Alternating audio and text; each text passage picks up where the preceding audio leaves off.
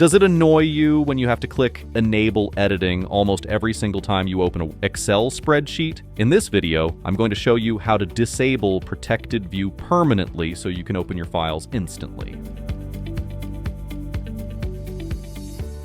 Protected View is a built-in safety feature designed to protect your computer from files downloaded from the internet or received via email. However, if you regularly work with trusted files, these extra clicks can get frustrating fast. Here's how to turn it off.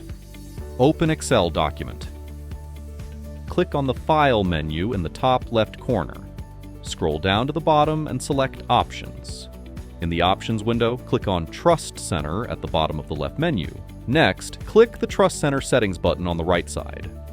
From the left sidebar, select Protected View. Here, you'll see three checkboxes: files originating from the internet, files located in potentially unsafe locations, Outlook attachments.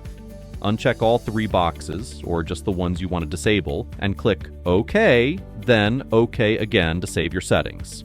If we close this spreadsheet and open it again, you can see that the yellow Enable Editing bar is completely gone, and we can start editing immediately.